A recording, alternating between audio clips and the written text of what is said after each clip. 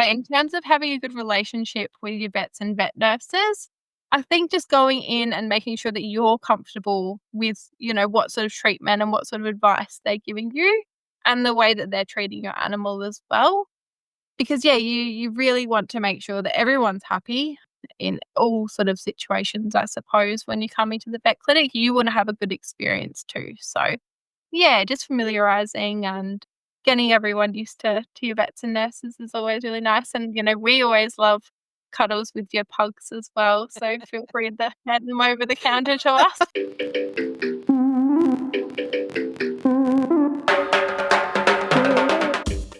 Hello, humans and puggies. Welcome to the Pug Life Show, brought to you by Pug Parties, because your pug deserves to be the best dressed at the party. And you can check out the Pugs and Stripes collection at pugparties.com. I'm your host, Donna, and with me are my puggy co-hosts, Rosie and Kenji, with their rescue foster brother, Buster. One of my biggest goals for the PUGCAST is to give Pug Pawrents like you useful, reliable information to help you live your best pug life. Sometimes that means sharing real stories from fellow Pawrents, and other times it means bringing in the pros to chat about topics that are super important but don't always come up during playgroup catch-ups. That's why I've been so excited to put together an episode focused entirely on pug health and well-being. And yes, what it really costs to keep your squishy-faced bestie happy and healthy, from puppyhood all the way to their golden years. Joining us is Chelsea the vet nurse, who brings not only expert knowledge, but also a love of squishy faces, surprise, surprise. She's here to discuss all the important health and well-being essentials, as well as share her wisdom to help you be practically and financially prepared for every snort and sneeze. Now, there was so much to cover that I ended up splitting the episode into 2 parts, so you have plenty of time to take it all in.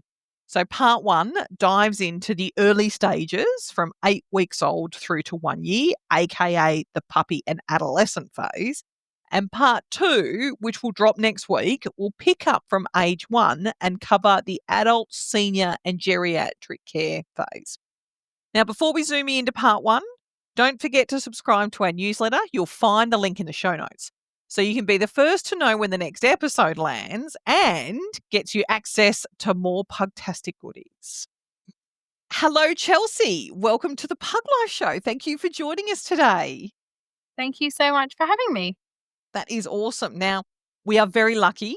You're a vet nurse and you've actually agreed to come onto the show to talk about what it's like to care for a pug from puppy all the way through to geriatric age, basically, and some of the really important things that Pug Pawrents should think about when they should be going to the vet. What are some of the typical things that people should be seeing their vet for regularly, or other things that we need to keep out. It's an episode that I've wanted to do for so long. So thank you so much for coming on. Yeah, of course. And I'm super excited to be here, and more than happy to share my expertise and knowledge with everyone. So I've definitely got a few things to educate everyone about. So it's very exciting to be here. No, thank you. As I was saying offline before we started, this episode was actually inspired by Rosie. I think she's my first girl pug, but my 4th pug that I've adopted. So she came to me as a rehome. So she wasn't adopted. She was lovingly given to Andrew and I at a time where Charles, my 3rd pug, had just lost his brother, and he needed a friend, and he knew Rosie, and Rosie's previous family couldn't care for her anymore. So it worked out really, really well. But of course, one of the things that we noticed after Rosie come to live with us permanently was that she had a lot of health issues. Some of them were pug related, like she needed a nose job, and some of them were through lack of understanding of what care Rosie needed consistently to keep her healthy, so that she wouldn't actually need expensive veterinary care or surgery or anything else like that. So ever since then, I've always wanted to have an episode where I could sit down with a professional and say, lay it all out. This is, what do we need to do at this stage of life? What are we expecting at this stage of life? How much does this sort of cost at this point in time? Because a lot of the times people avoid doing things thinking that the expense that they pay for now, it'll just go away when in fact the expense actually increases. Yeah, that's right. And yeah, usually by, avoiding things, it can actually prolong the issue that the animal's having. So definitely getting on top of whatever that may be is really important. One, for the animal itself, because, if you're noticing pain, we really want to get on top of that straight away. But yeah, as well as, the cost side of things too, if you prolong something, it's probably going to cost you a bit more in the long run, unfortunately. So yeah, I'd highly recommend, looking at what's going on and organizing a vet appointment as needed. Mm. Awesome. So before we get into all the questions and the different stages of pug life, tell us a little bit about yourself and your fur family. Understandably, you're not a pug mum, but you still love pugs. I do, yes. So yeah, my name's Chelsea. I currently living in Lara, which is near Geelong in Victoria. I moved over here in 2020, so start of the pandemic. So having animals was a great way to sort of be in that time, I suppose. Definitely got nice and cozy with them and in their space, which they probably didn't like as much as we did. Yes, I've got 4 cats. I do have an exotic short hair, so I can relate to the brachycephalic of the pug. Yes. And then I've also got a kelpie dog as well, so he loves his cats. Yeah. So yeah, I work at the Lara Pet Hospital in Lara, and I also run on the side a dog cookie company, which yes, I've heard Rosie and your Yes, other pugs do Rosie, enjoy. Kenji and Bustard give 4 paws of approval. Yes, yep. So that's called the Good Dogs Cookie Club. I've been running that for roughly 2 years now. And yeah, I really sort of started it as something sort of extra to do on the side of vet nursing, because if anyone knows much about vet nursing wages, they're not the highest, unfortunately.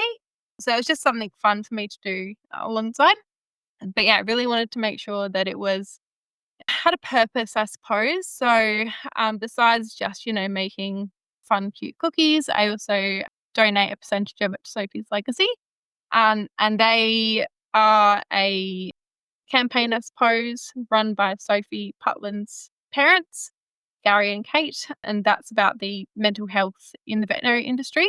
Sophie unfortunately lost her battle to mental health a couple of years ago in Melbourne. So yeah, they're really wanting to make a big change to what's happening, yeah, in the veterinary industry and making that better. No. So yes, it's a really important thing to me. So yeah, I really definitely want to see change in the veterinary field as well. No, that's wonderful. And we will get you back on to talk about food on a different, because it's another big Yes. topic. Yes, absolutely. And hopefully we've reached out to Sophie's Legacy, so hopefully they can come on the show as well. So, because Yeah, I that'd be agree, great. what they do is absolutely spectacular. Um, Yeah, yeah, that's wonderful. how they can understand a non-talking entity and make them feel better takes a lot of effort. Yes, yeah. So, so how long have you been a vet nurse? So I started nursing 2016 was when I started my placement at Green Cross in Adelaide, and then I got a job there and have worked as a vet nurse ever since. So yeah, Wonderful. about 9 years. I think it's almost 10 years now, which is yeah, doesn't seem like a real time Crazy. frame. It's gone so quickly. Absolutely crazy.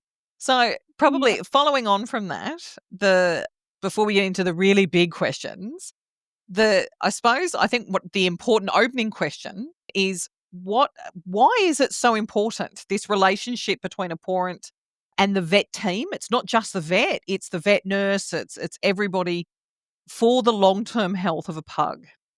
Yeah, so I think when you get your pug, it's really important to get them used to your vet nurses, your vets, and the clinic itself so then they're comfortable. We do tend to find that pugs get stressed quite easily, Mm. and coming to your vet clinic just for things like, vaccinations or nail trims, which I'm sure pug owners can relate to, and those Yes. things are the hardest thing for them. So yeah, getting them used to a clinic and the staff within the clinic is going to get them to be able to reduce their stress levels. And then they're going to have a better experience in the clinic as well. So yeah, I would highly recommend even just, visits just for treats as something to, get them started. Yep. But in terms of having a good relationship with your vets and vet nurses, I think just going in and making sure that you're comfortable with, what sort of treatment and what sort of advice they're giving you and the way that they're treating your animal as well. Because yeah, you really want to make sure that everyone's happy in all sort of situations, I suppose. When you come into the vet clinic, you wanna have a good experience too. So, yeah, just familiarizing and getting everyone used to your vets and nurses is always really nice, and, we always love cuddles with your pugs as well, so feel free to hand them over the counter to us 'cause we always So when they're misbehaving, I can just bring them over and dump them for an hour and Perfect. you We love that.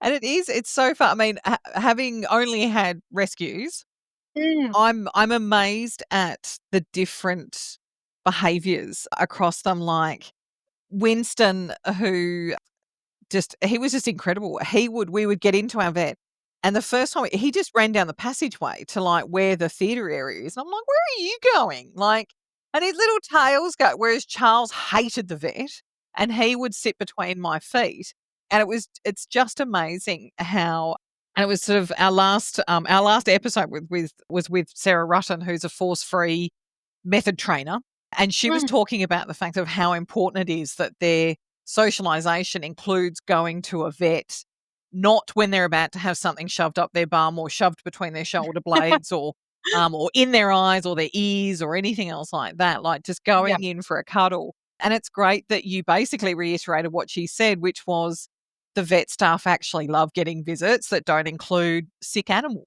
Like yeah, after having a cuddle, absolutely. I am jealous. I'm not smart enough to be a vet or a vet nurse, but I tell you what, I would love do you have, like, the candy striper equivalent at vet, like, where I can just come and cuddle the dogs all day long? You should look into Um, that. yeah, I don't think there's a role at the moment, but Oh, you could definitely make one, oh. and I'm sure it would be appreciated.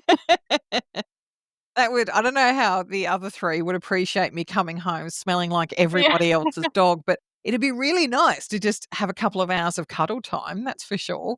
That's Yes, yeah, it sounds very therapeutic, to be honest, just Yes. being able to sit and have some cuddles. So, yeah, I think that sounds like a great idea. Oh, absolutely. And it just I have to admit, I've moved vets when things even worse, I shouldn't say even worse. Like we've had a vet for a very long time and then Mm, they changed over staff and the new staff that came through, it just didn't feel the same. And so we've ended up moving vets because we found a vet that knew pugs better. And mm. so and I think sometimes people forget that it's not a marriage, like, if you're no longer happy with how things are going, you can actually move because it is the relationship that's the most important thing. Yeah, absolutely. And I think, looking out for those important things like, the personalities of your vets and yourself, are you getting along? Are you agreeing on things? Or, yeah.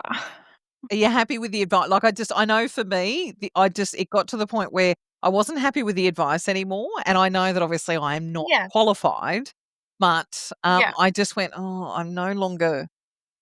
I can't even it's like, the word is unhappy, but it was just my gut feeling that the new vet just didn't quite chime in, and it may very well be that they just didn't know pugs very well. And Yeah. so for me, it was just like, I need a vet that understands these rat bags at least as well as I do. And so that was when we moved. But I have to admit, we've been really lucky with the vets that we have had over the years. They've put up with me every now and again saying, not good enough. I want a better option. Mm. So, and they've come to the party, thank God. So I've just been very lucky that I've got the rat bags that I've got and they don't Yeah. misbehave too bad.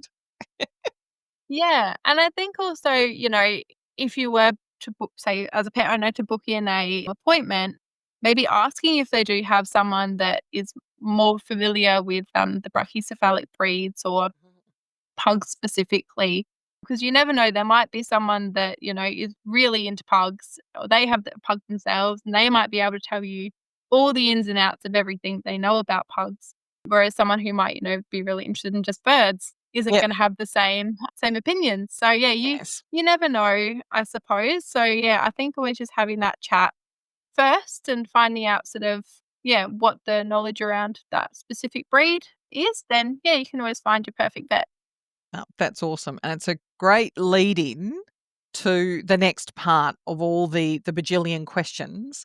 Um, so meeting up with the vet, as you mentioned, meet up with a vet before you even get your pug, to Mm, have a chat. So book in, spend the time, spend the money, sit down with your vet team and have a chat with them. Hey, I'm thinking about buying a pug or adopting a pug or whatever it is, and saying, what am I in for? I don't think people do that. yeah, I think definitely doing the research on the animal or the canine that they're getting is always really important because, yeah, you never know what sort of underlying or specific issues that that individual animal may have. So, for pugs specifically, they've got the brachycephalic nose, which, you push-didn't-face animals essentially is what Yeah. also would more commonly know them as. Um, so, yeah, things like that or, as we mentioned, they don't like cutting their nails, so things like that as well. Or, yeah, other issues that they may have as well. So, being more prone to stress, being more prone to overheating. Yeah, so there's a lot of different issues for each individual animal that definitely you need to sort of consider before Mhm, purchasing or rescuing an animal is always good to have a think about. Even things like, the size of the animal. If you get a 2 kilo poodle, your flea and worming treatment is going to be a lot cheaper than your Great Dane mhm. dog. So if you cost concerns, then that's also something to have a big consideration as well. No, absolutely. And it's sort of from a finance perspective, whenever this sounds very from a contracting background, your acquisition Mm, cost may be $2,000, but your sustainment cost over the life is 10 times that. And that may be spread over 2 years or it could be spread over 10 years. You've got to at least be forewarned, I think is the best word for it as to what yeah, you're in for. absolutely. And it just reminded me of something I remember hearing once in clinic. There was a client that had bought an animal that wasn't at this clinic, at a different one, but someone had bought an animal for say $4,000 and it needed some sort of surgery. It might have even been a pug that needed like a bolus or Mm. something. And they go, "Oh, isn't that included in the 4,000 that I paid for originally?" And we go, "No, unfortunately, it's not." So yeah, I think, yeah, having that knowledge behind you before you even purchase the animal is really important because it might be that actually this isn't sustainable for me. And Mm. that means the healthcare for the animal isn't going to get its needs met. So, yeah, definitely having that sort of tough look into it is yeah, really important. Mm. It is the difference between an emotional choice and a practical choice. I think you need Yeah. kind of both. You need to have that connection with your pug without a doubt, Yeah. but you also need to understand that they're a perpetual 2-year-old for the rest of their lives. So they're almost completely dependent on you for everything. Yeah. And that means financial as well as emotional and all the health issues. So but I wax lyrical. So let's dive into some of the nitty-gritty because so I've never had a pug puppy. So I Yeah. have what's the word I'm looking for? I have relatively good knowledge in general Yes. around the pug puppy. So we're looking at the 8 to 16 week mark. So they're usually a parent will buy them around the 7 to 8 week mark. They'll come home. And Yes. then, so this is like, what in God's name are we in for that puppy phase? Yeah, so get ready for it basically because you're not gonna know what you're in for. People sort of go, "Oh my god, I can't believe that this is what I purchased." Because usually puppies usually puppies are pretty sort of sleepy at that sort of sleepy stage when they're sort of about that 8 weeks, and then they sort of get into the I don't wanna say terror stage, but they get Oh into no, that's their the naughty adolescent stage, I stage. suppose. Yeah, so, yeah, that's when things like they start, biting or they start sort of, toilet training, all those sorts of Oof. things that people go, "Oh my gosh, I was not ready." But don't worry, your vet is here. They're going to be able to help you along the way. And yeah, fortunately, well, not always for everyone, but it doesn't last too long if you do some really good sort of hard training at the beginning. So Yeah. yeah, it just takes a lot of effort as a parent to be able to sort of get them where we want them to be. But yeah, definitely you can get some guidance with that from your vets as well as your, trainers and those sorts of things as well, which I'll have a chat about. So the first sort of things, I guess, as soon as you get your puppy, you're going to bring them to the clinic. And some people will firstly just do like a general puppy check. They might just want the puppy health checked.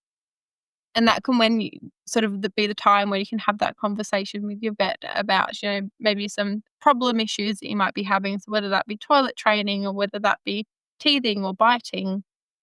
And then sort of, what they're expecting as well. So things like desexing in the future or what vaccinations they need, all that sort of stuff. So that would sort of be your first point of call. Not everyone does that first appointment. It's not necessarily one that you have to do, but if you're a first-time puppy owner, I think it would be worth it because your vaccines might not be for another sort of week or so or 2 weeks even, depending on where they're at with them. Yep. Yeah, so having that first one, it's worth it for some people. Some people might go, no, I don't think I feel like I need it. I've had puppies my whole life. So they sort of know what they're expecting.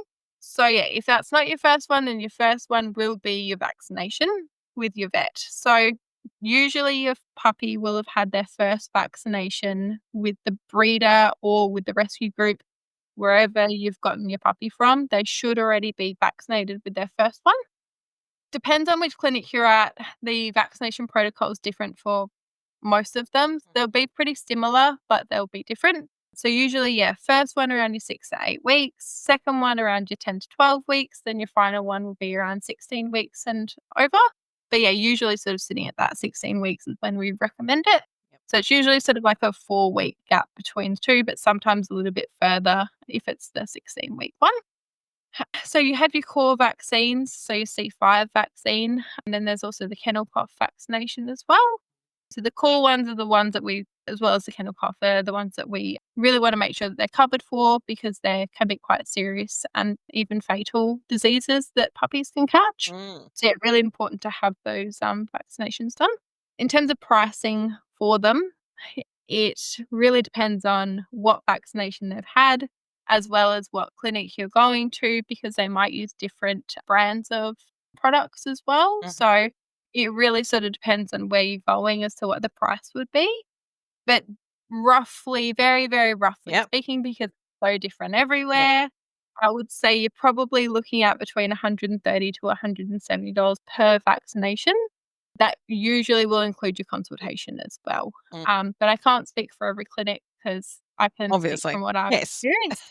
So that's sort of what you're roughly expecting with that first sort of consult. And usually, you'll be able to do things like, like a nail trim while they're there if they need it, and have that conversation as well with your vet about what to expect too. So yeah, there's quite a few things that you can do in that very first appointment with your vet. As well as your flea and worming would sort of go hand in hand at that time. They should already have had some sort of flea or worming treatment with wherever you got them from. So whether that be the breeder or rescue group. And some places will also give you like a free sample to try. So again, there's tons of different options out there. Oh, there's bajillions of them. Yeah, you kind of go to the pet store or wherever and there's a massive big sort of shelf of them, and it can be really confusing as to which one is best. But yeah, I think just have a chat with the staff members about what ones that they recommend, making sure that it's suitable for your puppy and their size or their weight and their age, sorry.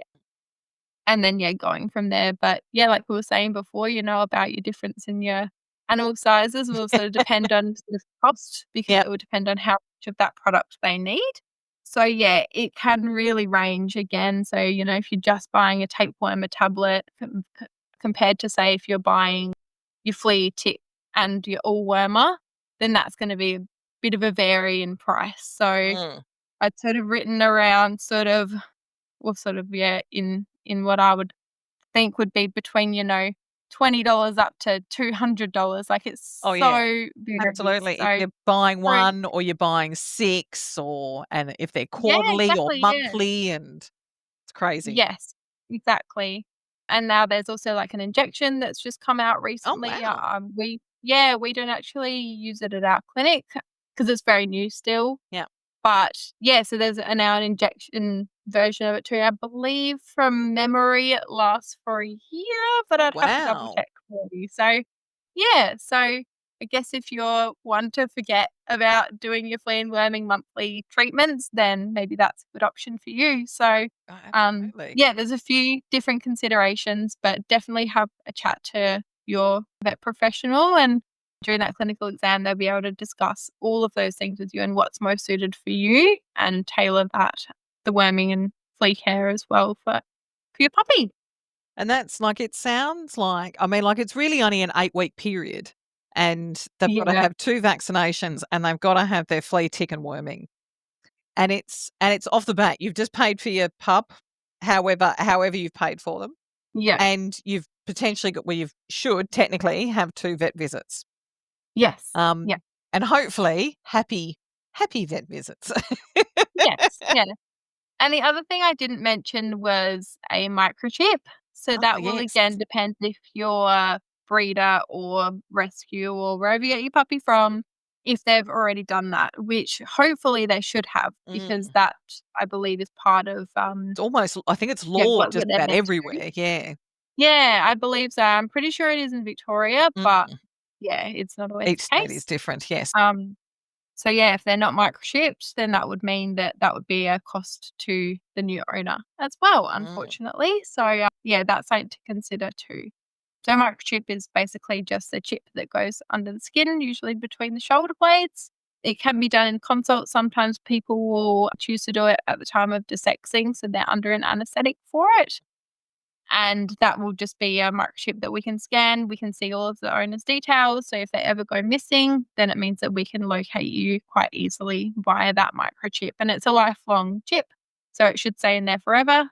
But there has been cases where, it has fallen out or it's migrated, or yeah, there has been very few issues like that. I haven't personally seen many of those myself, Yeah. but yeah, they are meant to be lifelong. No, all of mine have had microchips, and luckily none of them been stupid enough to run away. They know where their Yeah. they know where their food bowl's kept.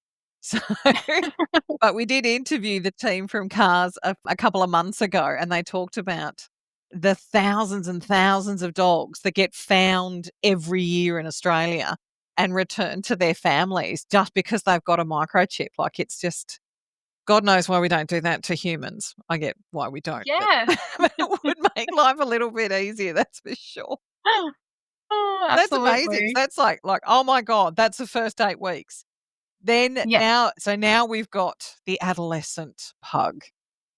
So we're looking at around 16 weeks to 1 year, and, like, it's so funny. Everyone that I talk to that's had an adolescent pug has said to me how they are amazed that this gorgeous little bundle of fluff can turn into a demon, and they Yes. magically forget everything that they've learned in Mm. puppy school and all of those sort of things, and then you don't have like this for a couple of weeks, it's like for a couple of months.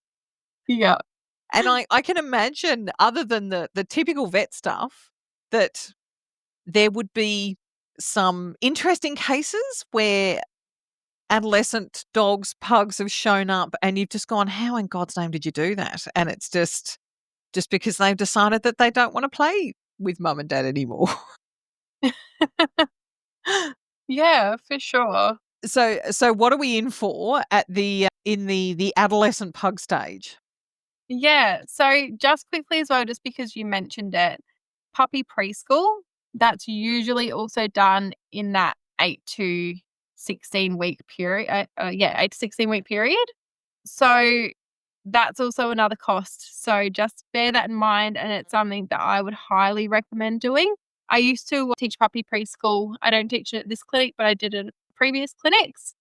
And it will really help them with socialization, as well as helping the owners with, things like the the biting or the mouthing or Mm. teaching them, your basic commands as well, toilet training, loose lead walking, all that sort of stuff. And yeah, I guess in terms of cost-wise for that, I'd usually say that's between $90 to $200 even. Mm. And I'd recommend doing it at your vet clinic if it's possible. Just again, that's another layer of them having a good experience in that vet clinic setting. Mm. Um, so yeah, I highly recommend getting them used to that as well. Yeah, so moving on to the next sort of stage. So yeah, there's Hair quite a few day. things that we're considering already. So yeah, moving on to the next sort of 16 to 1 year's time period. Another thing I would suggest is getting them used to grooming. So, Mm. as we're talking about before, nail trims and pugs, Oof. they are not best friends. They do not want their nails trimmed. Usually, if someone's made a booking for a nurse that says nail trim and then it says pug next to it, we all know that there's going to be at least maybe 3 nurses to help with that nail trim. One trimming, one holding, one giving the One treats. feeding treats like a little slot machine. Yeah, basically, yeah. So, getting them used to having their feet touched, getting them used to being brushed, because pugs have a lot of hair. Their Oh, hair is yeah. thick and dense. I'm sure you know all about it. Tumbleweed Yeah, in my anytime I house. Yes, yeah, anytime I cuddle a pug at work or hold a pug, my scrubs will literally be, like, covered in fur afterwards. And I'll cuddle, another really hairy, long-haired animal. Shh. It will not be the same. The pug hair, it just Oh, sticks like yeah. Velcro. So, yeah, so brushing is definitely one that I'd suggest getting them used to. So Mm. grooming in general, they groomers tend to do sort of like, your puppy sort of, you know, nail trim. So they'll just do, like the small sort of little gentle things just to get them used to it, Mm. which again, I'd highly recommend doing just so then they can get them, used to the way of how grooming works. So, even getting them used to the sounds of the blow dryers or getting them used to the feeling of sitting on a table. So yeah, grooming's another thing that I'd definitely recommend once they've had all of their vaccinations. Mhm. Next thing would be desexing. So for Yeah. pugs, you're usually looking to desex them around six months. Yep. Some vets may have different protocols, but as a standard, 6 months is usually the recommendation. So with your desexing, I would look for things for the most gold standard that the practice has. Because you might say you go to one clinic, they give you a quote for X amount, you go to another, theirs is much higher. You want to know the differences behind the Mm. reasons as to why there's such a difference in cost. Yep. And it could be because they're not offering the gold standard services as opposed to the higher end from the lower end. So Yep. things that I would look out for would be your pre-anesthetic blood test. So that's just checking your kidney and liver Mm. function, make sure everything's working all okay before they have a general anesthetic. Just reduce the risk in case there is anything underlying. Fortunately, they can't tell us what's going on. So we find out through blood. Another thing would be IV fluids and an IV catheter placed. So that's a catheter that's placed in the cephalic vein. So that's one of your forelegs.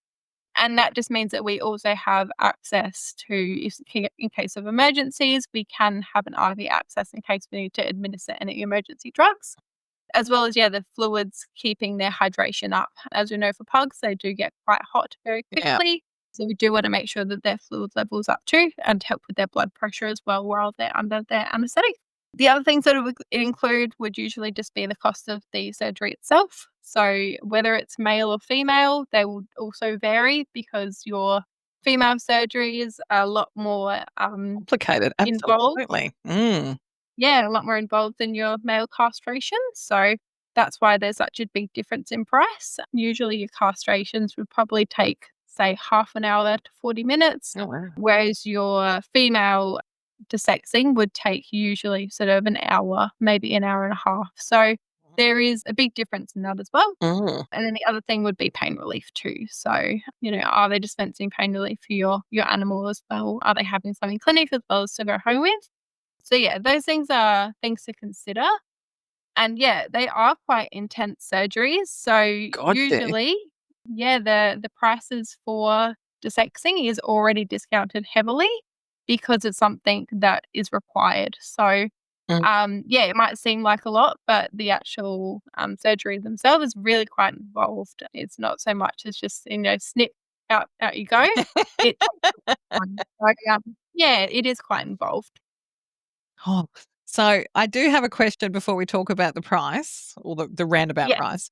Because I was talking to someone from America who Mhm. also had pugs, and she mentioned to me that she had a number of friends whose pugs had prosthesis genitalia. So apparently it's the fashion in the US to have their boys desexed, but they just remove the functioning balls and put in Yes. prosthesis. Like I was just Yes. blown away, like, does that happen in Australia? I haven't heard that asked people. Yeah, yeah. I have personally never experienced it, luckily, because I think it's quite bizarre. But yeah, it is definitely something that I believe can be done in Australia. Wow. I'm not sure where. So for any owners out there that are thinking that they want to keep their fake testicles on their pug, I don't know where you can get it done. I'm so sorry. No, no, that's quite Yeah, it popped very into it's my very head strange. as we were talking about it. I just sort of went, "Oh, it's apparently it's the latest thing, so that they still Yeah, look intact." right. Um, There you and go. it just Yeah, whereas I prefer not seeing them. As soon as you see, like, 2 testicles walk through the door, everyone sort of goes, "Ugh." it is funny how you get so used to one view, um, Yeah, that when you actually don't when you see something different, even though the different is actually the natural state, you do sort of go, "Oh my god." It's like yeah. Especially when it's a really big dog. No yeah. one wants to see that. Put some pants on them maybe. I love it. I love it. So I've been incredibly lucky. I've never had to de-sex any of my pugs. They've all come pre-done, for want of a better term. So sort of Wonderful. what's the price range? Yeah, so again, yeah, it really Yep. varies, I'm as I'm I gonna said ke I will before. keep putting the, this is a rough order of magnitude. Please Yeah, go to your vet and get a proper quote, but this is yeah. a budgeting idea for people. Yeah, of course. So I think if I'm gonna quote sort of gold standard, for your castrations, I would say roughly just under $500, roughly. Mm, And then for your female spay, probably closer to just under $800 because again, they are more involved mm, surgeries. So yeah, they're not, desexing dogs isn't cheap. Unfortunately, it does come with a cost. mm. But if you're wanting sort of your gold standard care, so the best care for your pet, then you're wanting to sort of go that higher end. It's only once that it has to happen. So it's a Yeah. once off surgery. They're done for life. So it's definitely something that I would look into or yeah, I would Mm, book in for your puppy once they turn 6 months. mm. And by my understanding, I think it's almost every council around Australia, it's actually now law, unless you're a registered breeder, that Yeah, your that's correct. your pet Yeah. has So to be, um, yes, fit. yes. So both yeah, both desexed and microchipped as well. Mm. Yeah. And you get a discount from your council, so there you go. Well, my rates are Yeah. doing something right. Yes, exactly. And, you're avoiding, your unwanted pregnancies, Oh, the yeah. risks of prostate cancers and so forth. So you are doing the right thing by your animal. So it's definitely yeah, it definitely does have its benefits besides, yeah, just them losing their, reproductive system. Yes. So an adolescent, so definitely desexing. Yep. And then we have to carry on with worming, fleeing, what am I missing? Tick. Yes. And then that all depends on sort of the brand that you use as to how often it gets done. Yes, And then exactly. right, so that's 2 things. So adolescent vaccinations. So it's no longer Yep. 4 weekly. No, so once they've had their 16-week vaccine, then they're all good for a whole year. So they won't have to have another one again until they, yeah, hit that 1 year mark. Generally, your vet clinic, if you're going to the same one, they'll send you a reminder. But I mean, it's always good to pop it in your calendar anyway, just so you have it somewhere as well, so you know you're not going to miss it. Because, yeah, places like kennels, if you go on holidays and you're popping your dog into a kennel, if you're doing doggy daycare, those sorts of things, they'll require a vaccine certificate. So, yeah, really important just to keep it up if you need it for that as well. It's actually it's interesting you mentioned because something else just popped into my head when I took Fat Dog and I think Winston and Charles also, we all went down to Tassie at various times for holidays because I grew up there. I was quite interesting because we had to prove it was almost like having a puppy passport to go home. But Mm, they also had to be vaccinated against high-dadded worms. So, yes. yeah, so it's quite interesting that you have your stock standard. So it's always C5 and it's always kennel cough. But then Yes. on top of that, there is the potential if you're going somewhere that you might have to have another one on top of that. Yeah, so usually in Tasmania, it's the Hedonic tapeworm. So that one's just a tapeworm tablet Yeah. because they don't have it over there. So they don't want Mm, it. So that's why that they're so sort of strict around that. mm. Yeah, so which I think is great. I think that's great that they're keeping that Oh, yeah. parasite out because we definitely don't want it. Well, Yeah, and migrating over there. no, and the puppies don't really want it either. It's awful. No. No. So it's just trying to think, and I think because I adopted Fat Dog in Far North Queensland, so he used to have an additional one, and I can't remember what it was for, but it was because of the rats in the cane fields.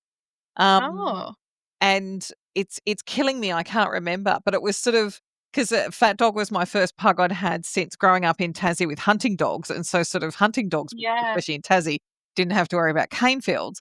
But sort of when I was up there and he went in for his, we just redid all of his vaccinations because we had no idea when his last family had ever vaccinated him. And Yeah. so, and I remember them going through it with me and saying, look, this one you only need to have while you live up here because if they get bitten by a rat from that's been in the cane fields, because obviously we lived in Cairns, he could Yeah. get quite sick. And I was just sort of like, really? Like, this is Oh, incredible. wow. Like it was so it's twice now that I've had these 2 additional sort of vaccines. And it just I mean, the hydatid one was something that had to be done and it had to be done within so many weeks of actually traveling to Tassie. So that one was kind of like and I think I only ended up having to pay for the tablet, but like the one in Cairns, that was he went in for his vaccination. So it was all sort of it wasn't an extra the vaccination was obviously the extra price, but it was all sort of part of the overall vaccination process. Um, Right. so my aren't we lucky the Victoria's too bloody cold for cane rats and and we don't have to worry about high data worms, thank God. Yeah. But the price of these vaccinations, it's pretty much the same now for every 12 months. Yeah, generally. I guess, yeah, as you said, you had something additional, Mm. was it Brisbane? Cairns, so Oh, Cairns, sorry. all the way up into the warm country. Yeah, and, things as well which are more prominent over there would be things like ticks. So Mm. your paralysis tick, your brown dog tick, whereas Victoria, we don't tend to see them as often, but we can never say never. Yeah. But yeah, fortunately for us down here, we don't tend to see them because again, the warmer weather over there, ticks Yes. love them over there. So yeah, so there might be certain things that you require more so than what you do here. But if you're traveling and you're bringing your pug with you, then definitely worth looking into, what you might need to cover extra before you go. Because you don't want to get somewhere and say, oh, I wasn't covering ticks for whatever reason. Most products do, but just Yeah. for example, yeah, you wouldn't want to get over there and then they have an incident with a tick because they can also be fatal. So Yes. definitely something to keep on top of. And Or it's your cane rats.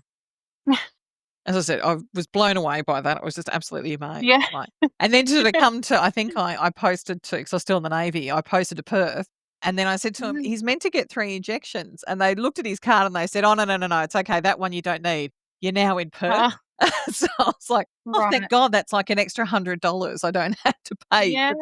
for this amazing, for this vaccination. So, but sort of no Yeah. matter where they are in Australia, they have to have C5 and they have to have kennel cough. Yeah, so that's That's the included in your C5. Oh, yep. So usually, well, again, it depends on what brand of vaccine you give, but usually it will be that your C5 can be triannually, so once every 3 years, and then your kennel Oh. cough booster once a year. So, Ah, yeah, so the C5 includes your kennel cough as well. yeah. Yeah. So it's this is the importance of your relationship with your vet, is actually understanding that when you're going in for your regular vaccination, just exactly what you're getting and what you're doing. And I suppose if you do move and you Mhm. go to a different vet, having that conversation as to this is what my vet used to do for me, and obviously making sure that your vet records come over. Yes. Is this different, or is this, or is it more or less or whatever else, so you don't end up getting caught by surprise? Yeah, and I think, it's really clever when people do call ahead and say, "Oh, how much is my appointment gonna be on, Monday or whenever it is, getting my pet vaccinated?" So we can give them an exact cost or an approximate cost, just so then they're prepared because, yes, it That's a it great can be idea. costly when you come to the vet. Unfortunately, if we had Medicare for dogs, that would be Oh, amazing, yeah. but we don't. So, yeah, unfortunately, having your sort of finances ready for a vet visit is really important to make sure that, yeah, you can cover those costs and is not an awkward conversation. Mm. That's actually a great idea. I never even thought to just ring ahead and say, "Hey, I've got this. How much is it gonna cost me?" It just goes to show how busy I am. I don't think to ring ahead, but that is actually a fantastic idea. Um, Yeah, yeah. yeah, sorry, keep going. Oh, no, I was just gonna say, yeah, it is good as well because, if you're, yeah, if you only have sort of a certain amount that you've budgeted, then, it's good to have that conversation as well prior so then you know exactly what you're up for, and then we can try and also, accommodate to your needs too. So, yeah, we always try and, do what's best for the client. But unfortunately, medications and those sorts of things we don't have control over. We don't have Yes. the control of those costs. So, yeah, we can only do sort of as much as we can. Mm. Yeah. No, that is awesome. So what else with an adolescent pug are we up for? Hopefully not much at this age. Like, I would think that it'd either be emergency or it'd be something genetic that you can't figure out. Yes. Absolutely, yeah. So there's not too much sort of between those time periods, as you said, unless there's an issue. But something that I would consider would be to start looking at their dental health Mm. because pugs squishy faced also means we've got some squished teeth in there. They Yep. don't look quite right, unfortunately.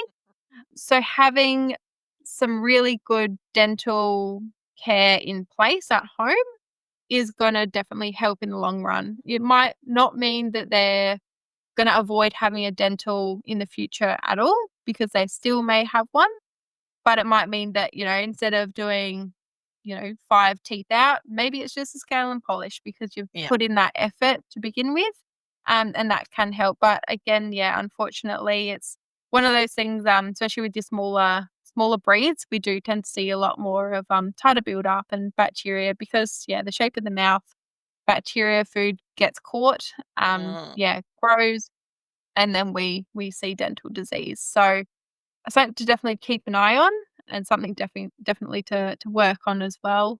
Gold standard is brushing your pug's teeth, but unfortunately, I it's not am for everyone. jealous of people who can achieve it. Yeah, and I mean, yeah, going back to your 8 to 16 weeks, start there. Because yeah, even, getting them used to having the brush, in their mouth or getting them desensitized to us touching their faces, Mm. that's gonna help in the long run too. But yeah, unfortunately, although gold standard, it's not possible for everyone. So there is other options too. So I think just doing as much as you can is gonna help in the long run. And just, yeah, having those checks every time that you come into the vet clinic, have their teeth checked while they're there, see sort of what grading their dental is.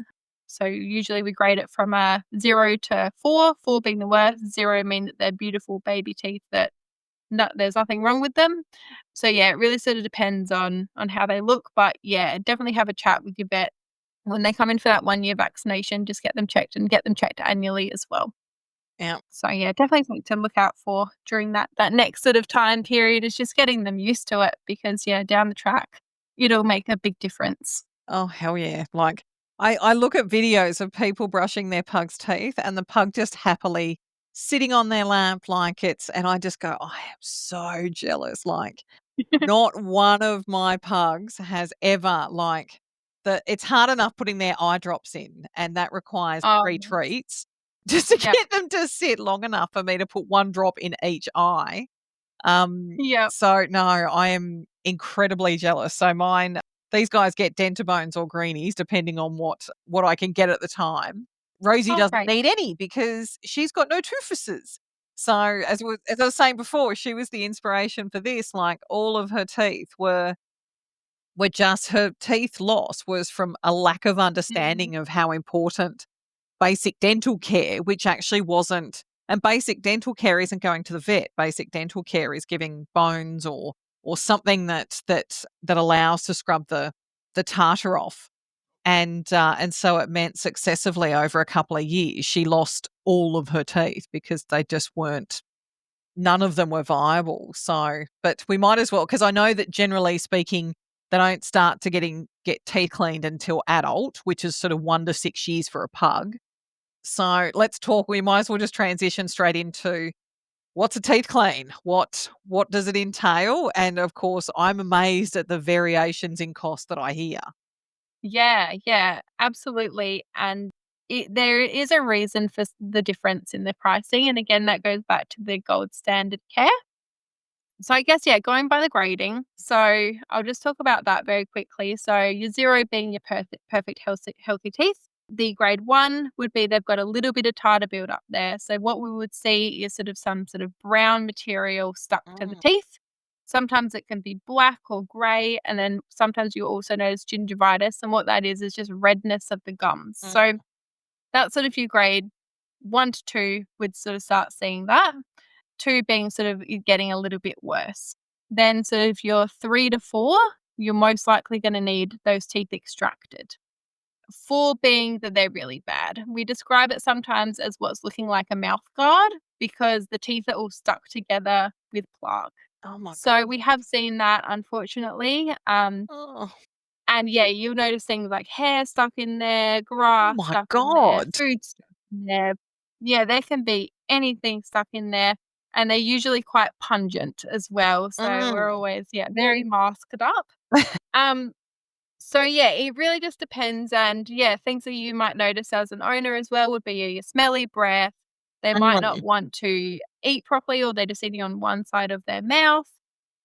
They might not have as good quality of life as well. Maybe they're sleeping a lot more. Maybe they're not eating as much. Maybe they're, yeah, not doing the things that they normally want to do because the bacteria that they're swallowing isn't good for their digestive system either. So it doesn't just affect their breath. So you're not just seeing a smelly breath or not so smelling, Smelling, smelling, yep. smelling breath.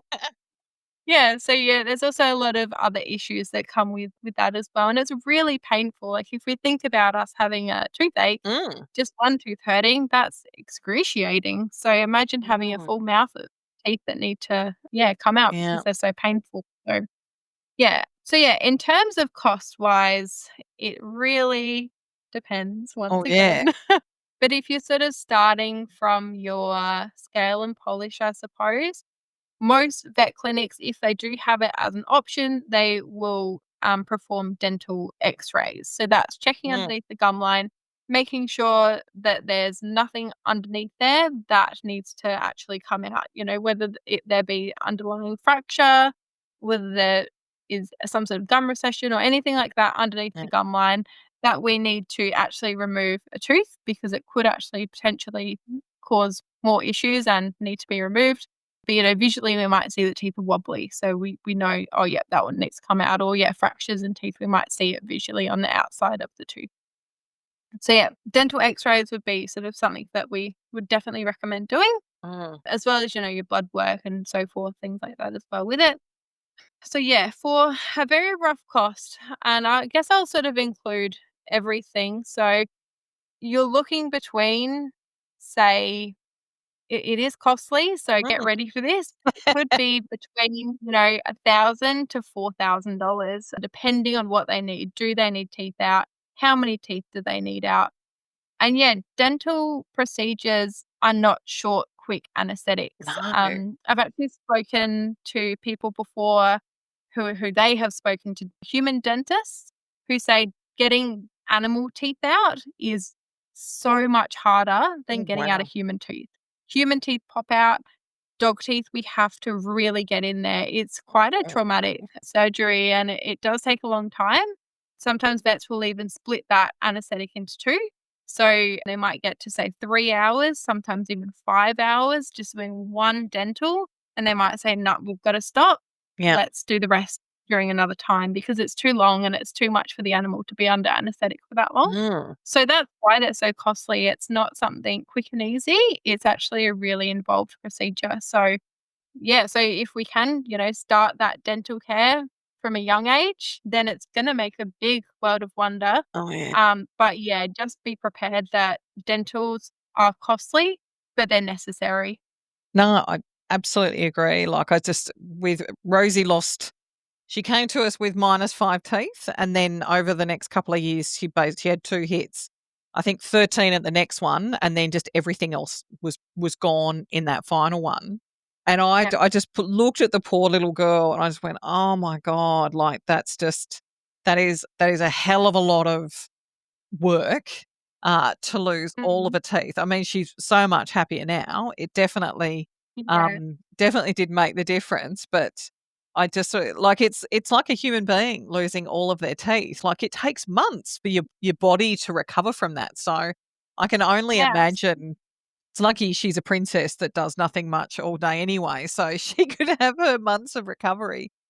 But it's quite interesting because most of the pugs that we get, they're obviously rescues, so we inherit whatever dental work has or has not happened. And it was quite interesting because Winston and Charles, we adopted them at 2, so they got dental bones very regularly and bacon bones and all that sort of stuff. And it was amazing. They were almost senior pugs the first time they needed a teeth clean. And then we got Rosie, who was technically a lot younger, but had to have all of her teeth out before she turned 10. So there really is a big difference between what I would say is the cost of $1 a day for a greenie. I think that's what they cost these days, versus the few $1,000s of surgery. And I know that some vets they charge a flat fee for the scale and clean, but then charge per tooth removal. That is another Yeah. option. Yeah, usually. So usually they'll want to do a clean of all the teeth as well so we can get all of that tartar off of the teeth so that bacteria and that infection isn't going into the open wounds once we take those teeth out. Mm, So even if they are having teeth removed, we always want to do a scale and polish unless it's completely unnecessary, which is very rare because you're usually got quite usually bad one teeth or if the you're other. coming in for Yeah. removals. But yeah, and some people will do your scale and polishes just as a preventative as well. So if they are starting to look, at that grade sort of 1 to 2, people will do a preventative clean.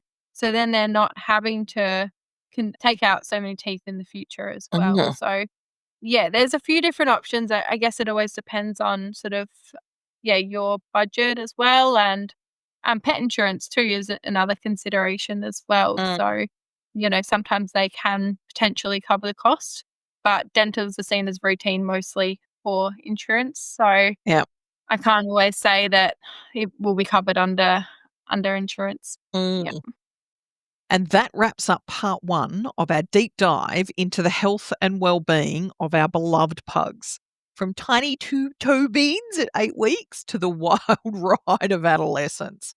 A huge thank you to Chelsea, the vet nurse, for sharing her expertise, insights, and love for our squishy face crew.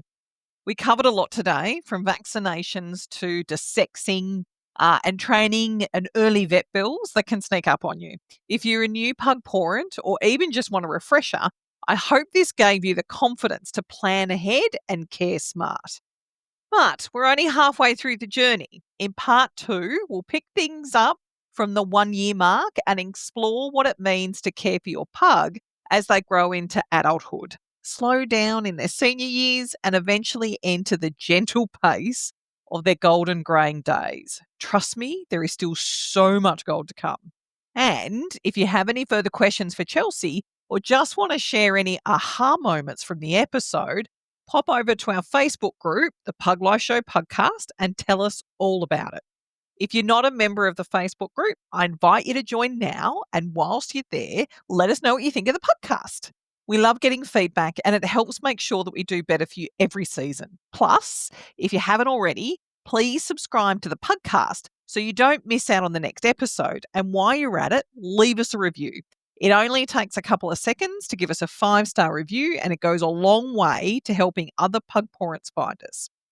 Rosie, Kenji, Buster and I hope that you'll join us for part 2.